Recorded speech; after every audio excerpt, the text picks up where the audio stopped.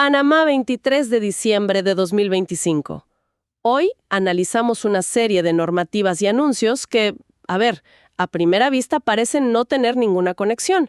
Van desde cuánto tiempo se guardan los papeles en migración, hasta los presupuestos de pequeños municipios y un nuevo manual sobre cómo interactuar con personas con discapacidad.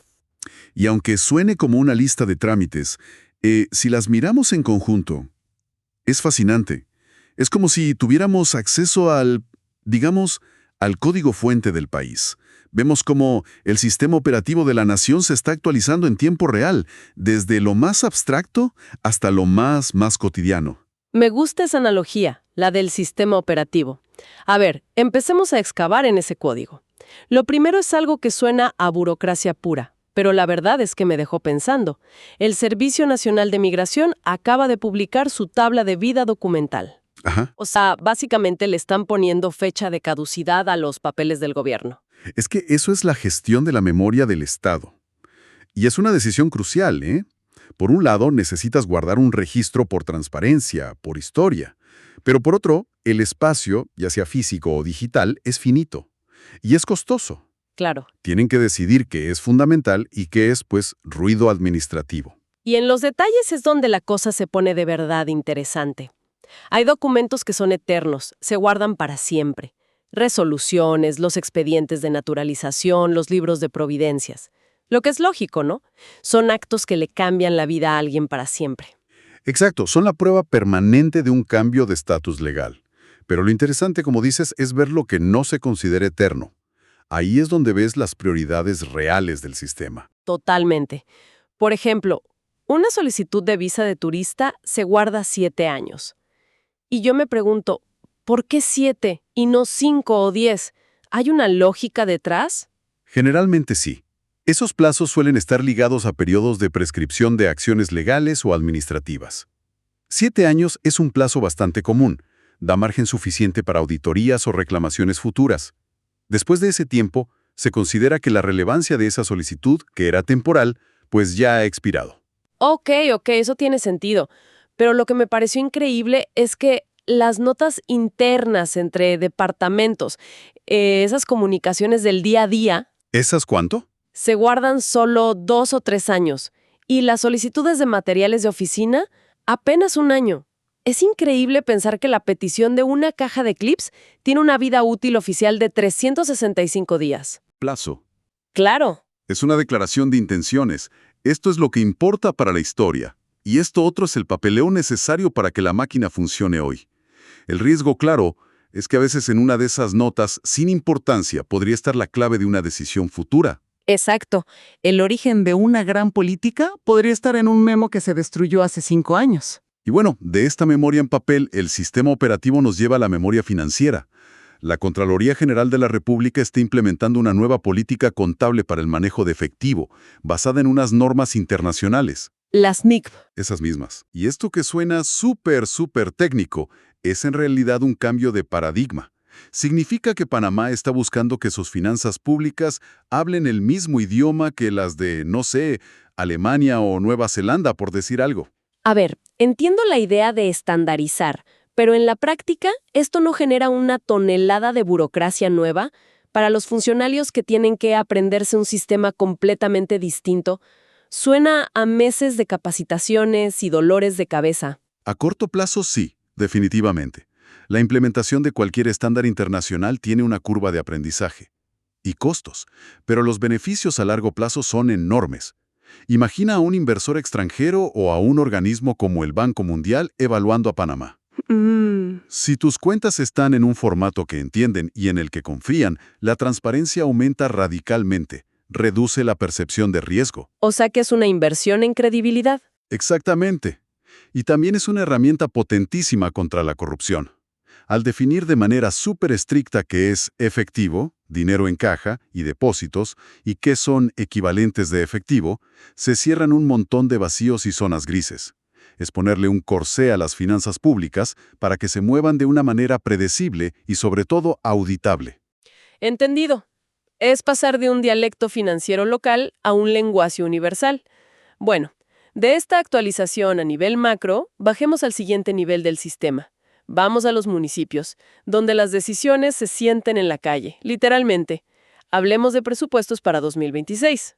Aquí es donde los números abstractos se convierten en cosas tangibles, ¿no? El salario de un funcionario, un proyecto comunitario, la decisión de cerrar una oficina. Empecemos por Mariato, en Veraguas. Presupuesto aprobado. Casi 1 millón de balboas. 959.776 para ser exactos. Ajá. Y el desglose es el rasejo de cómo funciona un municipio.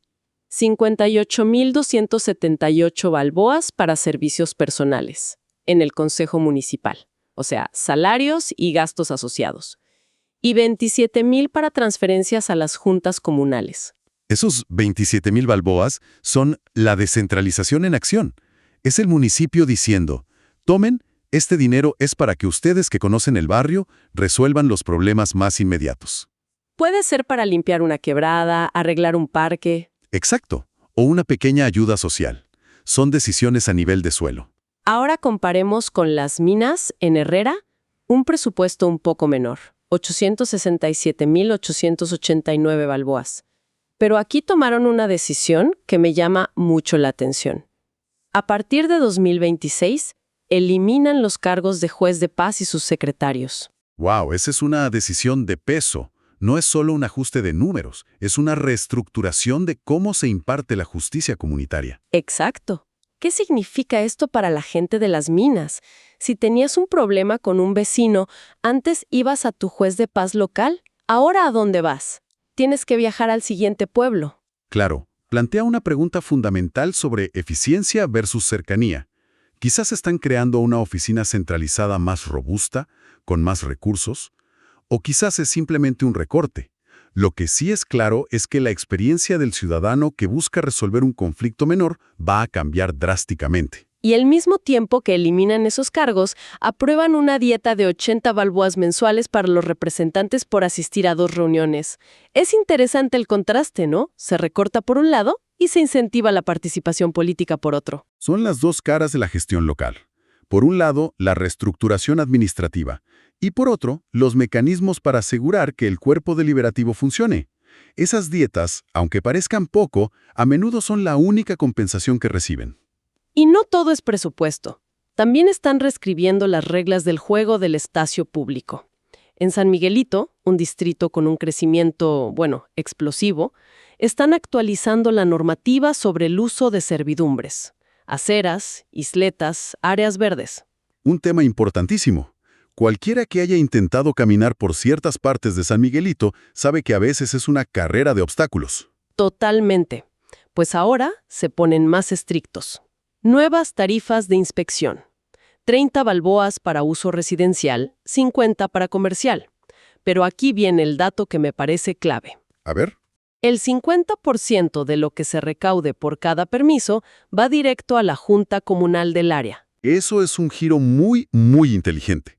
En lugar de que todo el dinero vaya a una gran caja central del municipio, se crea un incentivo directo para la comunidad. La Junta Comunal ahora tiene un interés económico en que el espacio público de su barrio se gestione bien. Suena bien en teoría, pero ¿no existe el riesgo de que esto se convierta en una especie de caja chica para las juntas comunales? ¿O que se pongan a dar permisos a diestra y siniestra para recaudar más? Ese es el gran desafío de la descentralización, sin duda. Requiere no solo transferir el dinero, sino también fortalecer la capacidad de gestión y los mecanismos de fiscalización a nivel local.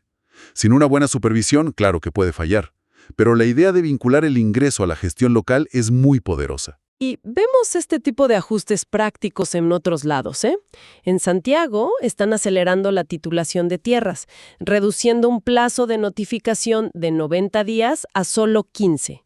Y en Donoso, mi ejemplo favorito, tenían 26.000 balboas para un acueducto, pero lo cambiaron por la compra de equipamiento marítimo porque era más urgente. Ese caso de Donoso es perfecto. Es el gobierno local adaptándose a la realidad. Esa capacidad de reasignar recursos sobre la marcha es, en teoría, la mayor virtud del municipalismo. Bien, hemos visto cómo se actualiza el sistema en sus archivos, sus finanzas y sus calles. Pero hay una última actualización que quizás es la más profunda, porque no toca el hardware del Estado, sino el software de cómo nos relacionamos. El Ministerio de Relaciones Exteriores adoptó un Manual Institucional de Buenas Prácticas para la Interacción con Personas con Discapacidad. Un paso que parece pequeño pero es monumental, porque las políticas de inclusión a menudo se quedan en leyes y discursos abstractos. Un manual como este las traduce a acciones concretas. ¿Qué palabra usar? ¿Qué gesto hacer? Cambia el comportamiento. Y parte de un dato demoledor del censo de 2022. El 11.3% de la población en Panamá vive con algún tipo de discapacidad. Es más de 1 de cada 10 personas. El manual insiste en algo que debería ser obvio, pero que a menudo olvidamos. Se debe priorizar a la persona, no a la condición. Por eso la frase correcta es persona con discapacidad, no el discapacitado. Es que ese cambio de lenguaje refleja un cambio de filosofía a nivel mundial. Estamos pasando del viejo modelo médico que veía la discapacidad como una enfermedad que había que curar, al modelo social. El modelo social dice que la persona tiene una condición, sí, pero la discapacidad la crean las barreras que pone la sociedad. Una escalera donde debería haber una rampa, un documento que no está en braille, una actitud condescendiente. Y el manual es súper práctico para derribar esas barreras. Por ejemplo, te dice que no digas confinado a una silla de ruedas. Esa frase suena a prisión. La forma correcta es persona usuaria de silla de ruedas. La silla no lo confina, es una herramienta que le da movilidad. Es un cambio sutil pero muy poderoso. Usuario implica agencia, control. La persona usa la silla, no es definida por ella. Otro ejemplo clarísimo. El término sordomudo. Es anticuado y, en la mayoría de los casos, incorrecto. Lo correcto es persona sorda o persona con discapacidad auditiva. Y las pautas de interacción son poro puro. Si hablas con una persona sorda que tiene un intérprete, mírale a la cara a la persona, no al intérprete. La conversación es con ella. Exacto. O esta otra. Si te encuentras con una persona con discapacidad visual, nunca toques o distraigas a su perro guía sin permiso. Ese perro no es una mascota, está trabajando. Claro. Pero, a ver, un manual está muy bien, pero ¿cómo logras que miles de funcionarios públicos con hábitos de toda una vida realmente lo apliquen? ¿No se corre el riesgo de que quede en un bonito documento guardado en un cajón? Es el desafío más grande. La implementación es mucho más difícil que la redacción. Requiere capacitación constante, sí, pero sobre todo requiere liderazgo. Que los jefes y directores den el ejemplo. Se trata de un cambio cultural y eso no ocurre de la noche a la mañana.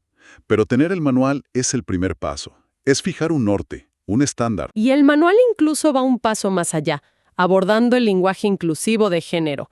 Recomienda usar términos neutros como la ciudadanía en vez de los panameños o el personal público. Si conectamos este punto con todo lo anterior, vemos el hilo conductor. Desde la tabla de vida documental hasta este manual, pasando por los presupuestos y las normas contables. Todo es parte del mismo esfuerzo. Es el Estado intentando ajustar sus engranajes para ser, al menos en teoría, más eficiente, más transparente y más respetuoso con la diversidad real de la gente a la que sirve. Entonces, al final, esta colección de actos administrativos que parecía tan árida resulta ser un retrato en movimiento de cómo una sociedad se piensa a sí misma, desde cómo decide recordar su pasado y ordenar sus cuentas, hasta cómo redefine las reglas básicas del respeto. Exactamente. Y todo esto nos deja con una pregunta flotando en el aire. La gran mayoría de estos presupuestos, regulaciones y manuales se aprueban y ejecutan con muy poca atención ciudadana. Operan casi en silencio. Sin embargo, son estas decisiones las que, sumadas, construyen el andamiaje de nuestra vida cotidiana.